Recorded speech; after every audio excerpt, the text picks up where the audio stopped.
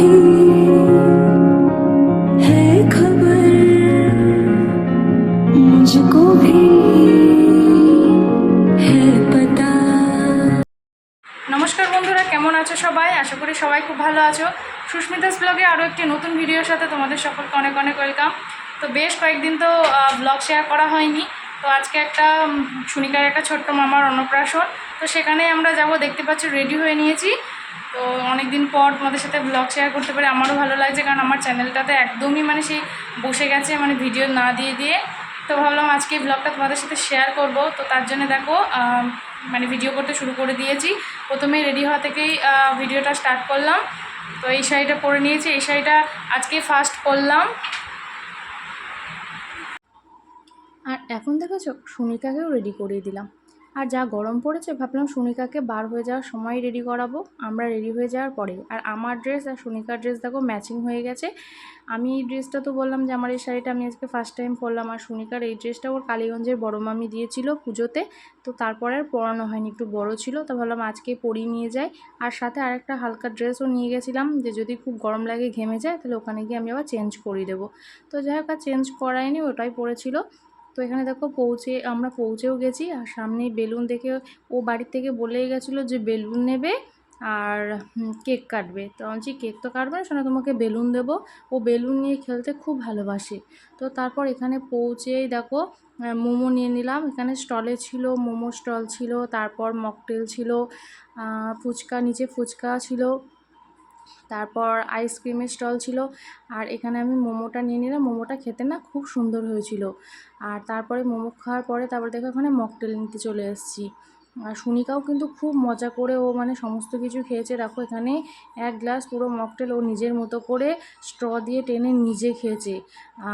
মা ধরছে বলছে তুমি ছেড়ে দাও, আমি ধরে খাবো।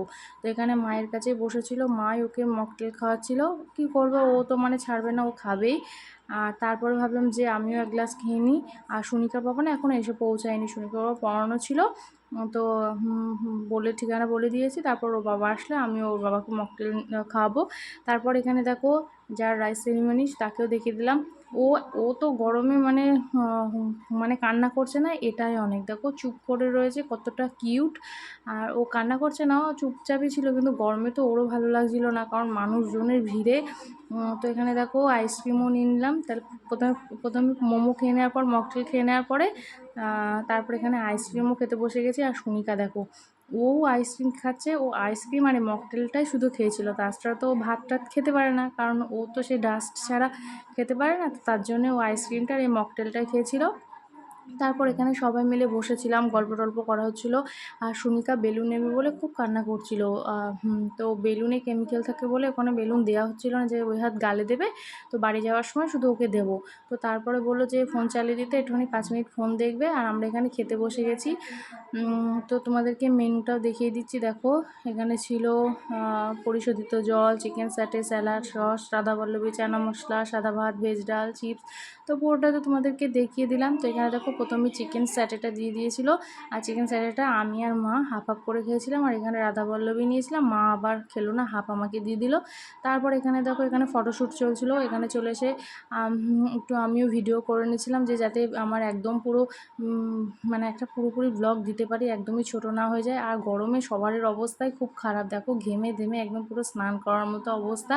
আর এই যে পুচকুর মা কাকিমাই হয়, আর এখানে সুনিকার এই যে ছোট্ট মামা।